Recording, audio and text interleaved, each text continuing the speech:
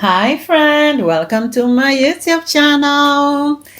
So in this video today, I am going to give you tools on how to handle life when you feel like it's too much, when you feel like this world is too heavy.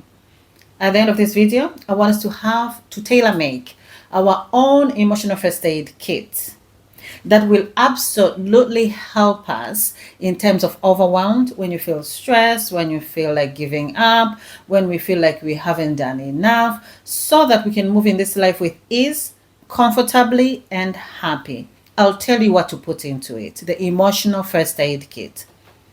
We all have days, to be honest, whereby you feel like life is too much. At times you feel like giving up. At times you feel like moyo unauma, the heart hurts, and you don't know why, and you don't know where to go.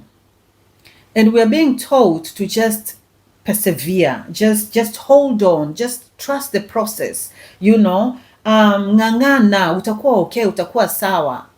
No, I want us to have tools that can help us understand our situation, that can help us soothe that pain so that we can move forward comfortably.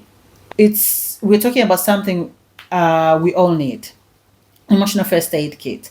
It's the gentle tools and practices that help us hold space for your feelings without being overwhelmed or swallowed by them. So what is this emotional first aid kit? Okay, so think of the normal first aid kit. It's green in color, I believe. I think it's for everywhere. I don't know, but here in the UK, it's green in color, and it has simple things like plasters, spirit, dawa ya vidonda, kama ni bandages. So for the emotional one, for the emotional first aid kit, I am going to mention 4 items that we are going to need in that kit and that we will practice so that we can become familiar with them, so that we can use them when we are in need of them. Very important, very important. So one of them is mini exits. Mini exits, yani kutoka kidogo. Ukiwa katika shida unatoka kidogo. So this is about running away for a bit, just running away, coming out of that situation physically, emotionally, when life feels like it's a bit too much, and sometimes you just need to pause. Yeah? So a mini exit is stepping outside, turning off your phone, if it's 15 minutes, 30 minutes, 1 hour, the whole day, just coming to yourself, turning off things that are around you that are confusing you, and just being you. Mini exit is even coming back to being a child again, lying on the ground and telling yourself, Pam, you are here, you're breathing, you're okay, you're going to be fine. Mini exits are like that. So create mini exits for yourself, for when you feel overwhelmed, even if you can't escape the situation fully. But these mini exits, they do tend to help in the long run, I promise. So the second one is movement. It doesn't have to be a workout exercise or anything, but just making sure your body moves. If it's like walking, if it's stretching, if it's dancing, I love dancing, going into your room and dance. Overwhelm, stress, and whatever that is going on is an energy.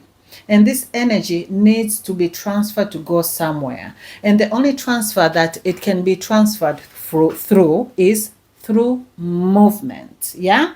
You can exercise, but it doesn't have to be exercise. So emotions, they have energy. It's energy. So give them a place to go and do something about it. Okay? So that's the second one. Journaling.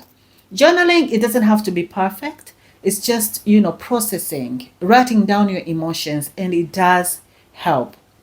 And if you don't believe in journaling, or people are scared to start journaling. I was one of them. I thought it was a waste of time. But if you want to understand more about journaling or the benefits of it, just research about it. But journaling is perfect for processing your emotions and being at peace. So let your emotions land on a page so they don't stay trapped in your body. So you can try prompts like, what feels heavy right now? Yeah, then you write down. Or, what do I need that I'm not giving myself right now? Write down and then mention them, okay? So that's the third one. The fourth one is safe spaces and safe people. My husband, before we met, he was in his early 20s, mid 20s, and he says there was a period of time whereby he felt like the world was heavy, like things were not making sense. He had lots of responsibilities and he had a lot on his mind. And as he was recalling, obviously now we're married and we're talking, and he always appreciates that season, because when he was feeling that, he somehow found himself Monday to Friday going to a church in the afternoon after work. He would go to a church for an hour, sit and come out. He wouldn't necessarily pray, he wouldn't necessarily just say anything, but it was a space for him to sit and process whatever that he was processing.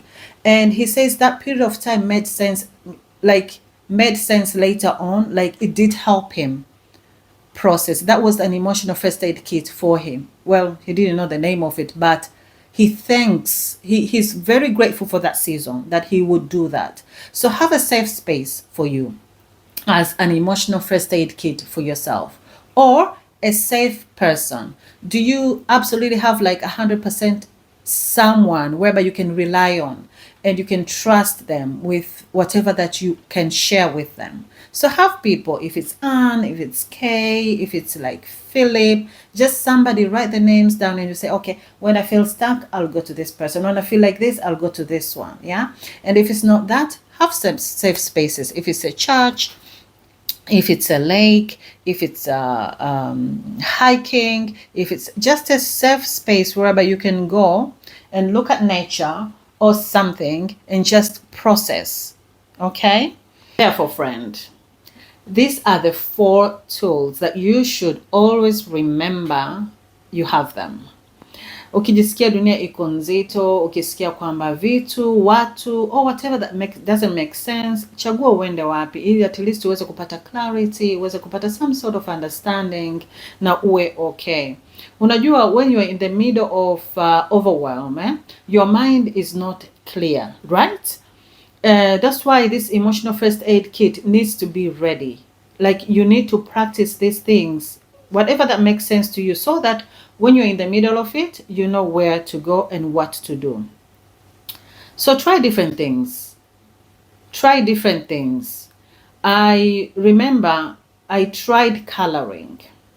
I thought it was cool because I saw someone doing it in a cafe, and it seemed like it was a cool thing because she was dressed really well and she was coloring nicely, and I was like, oh, I can try this. So I went to a bookstore, bought a coloring book for adults and some coloring pens, and I did. The first day I didn't like it. I was like, okay, let me just give it some time.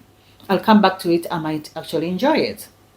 And then I believe a few days later or weeks, I tried again and I honestly didn't like it. So try these techniques, try these steps before you, and try to see what feels as natural or as nice to you, or that makes sense to you, so that when you're in the middle of overwhelm or stress, you can easily go into it and just do it. So practice before the storm. The more familiar you are with these tools, the easier it will become for you to run into them. Your emotional first aid kit, it isn't about becoming perfect or a peaceful person. It's about resilience, meeting life as it is and supporting yourself through it. So it's okay. It's okay to take a pause in life and tell yourself, I'm safe, because we need to make ourselves feel better. If we don't do it, nobody will. Look what works well for you. Nobody will come to rescue you but you. So in these 4 items that I have mentioned, look for which one feels like natural for you and go for them. So here's your gentle invitation this week. Build your emotional first aid kit. Have at least 2 or 3 items so that you can go to them when you feel overwhelmed. Write them down where you can see them so that as soon as you hit there, you can remember to go to it and practice. Use them, return to them, and add to them again and again. You are allowed to meet, you are allowed to need support even from yourself. Thank you so much for being here. Until next time, take care of your breath, your body, and your brave, beautiful heart. Thank you. Bye.